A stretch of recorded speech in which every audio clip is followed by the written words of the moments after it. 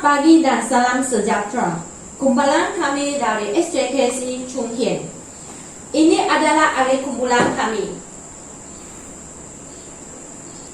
Tajuk kajian kami ialah meningkatkan kemahiran membina ayat muda di dalam penulisan bahasa Cina dengan menggunakan teknik ayat bergerak di kalangan murid tahun 3. Kajian ini bertujuan untuk mengkaji masalah membina ayat di kalangan murid supaya dapat meningkatkan kemahiran mereka dalam aspek membina ayat yang betul dan lengkap. Sasaran kami adalah murid tahun 3. Hasil dapatan awal kami ialah kesilapan murid dalam pembinaan ayat, iaitu dari segi morfologi dan sintaksis. Murid kurang beka tentang penggunaan kata hubung, kata adjektif dan tanda baca dalam pembinaan ayat. Jadi, kami menggunakan teknik ayat bergerak sebagai penyelesaian. Oleh itu,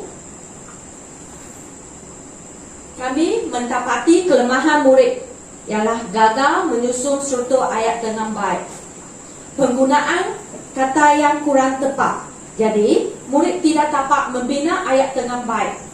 Oleh itu, kami memfokuskan kepada aspek memperbaiki kemahiran dalam pembinaan ayat.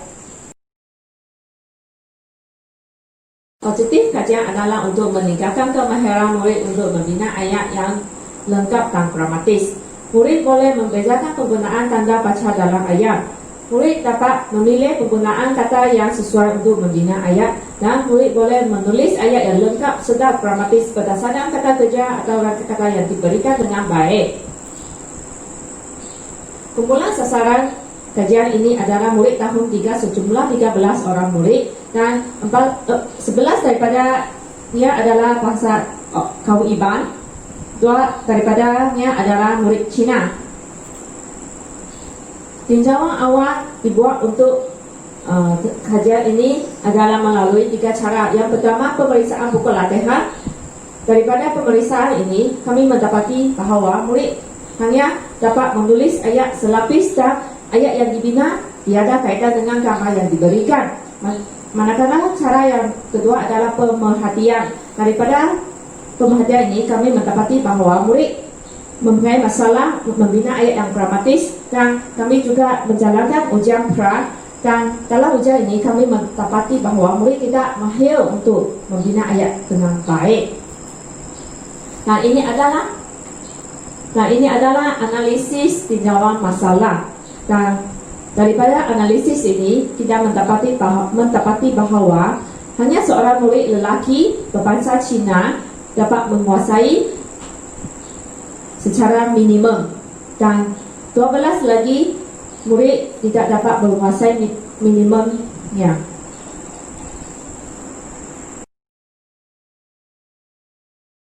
Panitia Bahasa Cina pun menghasilkan modul mengikut penguasaan tahap murid yang diperkenalkan sebagai ayat bergerak. Ayat bergerak ini ditujukan terutamanya kepada murid tahun 3. Tempat yang dilaksanakan adalah bilik taja tahun 3.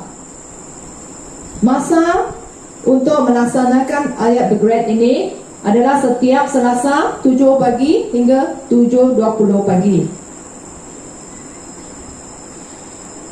Tujuannya adalah mempertingkatkan kemahiran murid dalam membina ayat.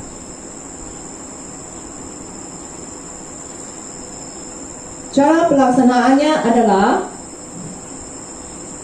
masa yang diperuntukkan adalah sebanyak 20 minit. Jadi 10 minit pertama akan digunakan untuk membaca perkataan yang disediakan seperti kata nama dan kata kerja. Kemudian murid-murid akan mengembangkan kata nama dan kata adjektif tersebut menjadi ayat pendek. Selepas itu, ayat pendek akan dikembangkan lagi dengan subjek, kata adjektif dan predikat yang sesuai supaya menjadi ayat yang lebih lengkap. 10 minit seterusnya pula, murid akan digunakan menulis ayat yang telah dihasilkan dan dibaca. Berikut adalah contoh ayat bergerak yang kami sediakan. Sebagai contoh, kita bekalkan gambar dan murid-murid akan baca. Seterusnya, mereka akan cuba menghasilkan satu frasa pendek.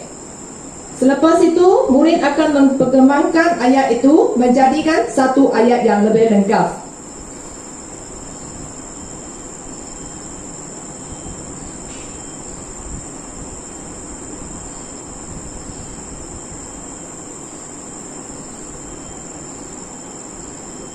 Ini semua adalah contoh yang kami sediakan.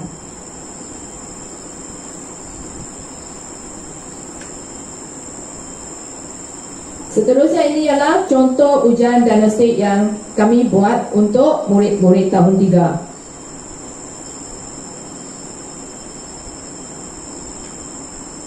Dan ini adalah contoh ujian selepas satu jangka masa.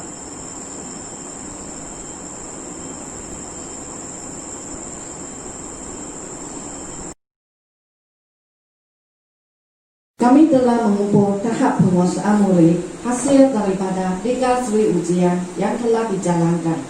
Maka tersebut telah dicatatkan dalam jadual yang disediakan.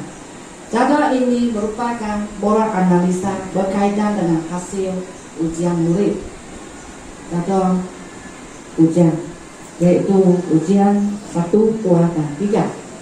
Berdasarkan jadwal penskoran ini, kami dapati ada peningkatan penguasaan bagi murid-murid tersebut.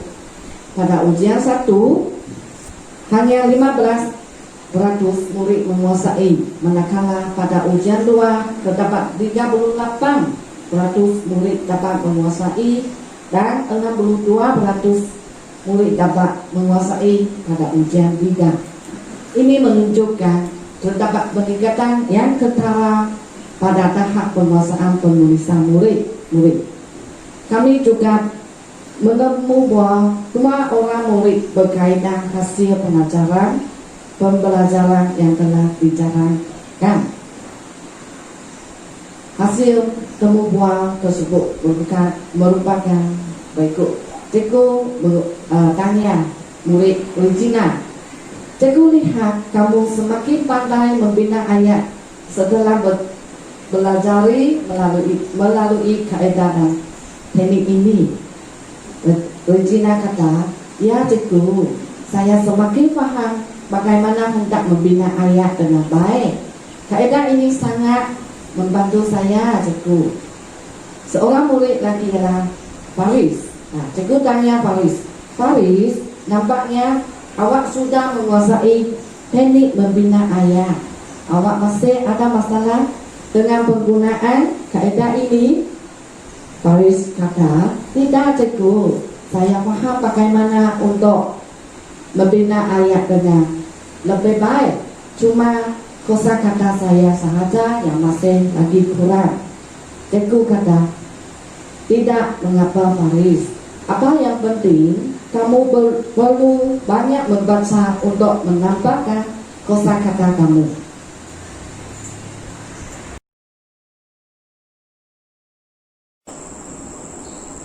Berdasarkan kajian yang dijalankan, peningkatan tahap penguasaan murid amat memperangsangkan. Ini menunjukkan kaedah yang dilaksanakan sangat berkesan dan bersesuaian dengan murid. Murid semakin yakin untuk membina ayat yang lebih gramatis. Murid-murid berasa seronok semasa membuat latihan. Tiada lagi rungutan dari murid tentang penulisan ayat. Sebagai guru pula, kami merasakan satu kejayaan yang amat besar apabila melihat peningkatan tahap penguasaan murid, terutamanya murid yang lemah. Kajian, strategi dan kaedah yang diberikan adalah bersesuaian dengan murid. Mereka dapat membina ayat dengan lebih baik. Secara tidak langsung, guru juga dapat memperbaiki kelemahan dalam PDBC. Sekian, terima kasih.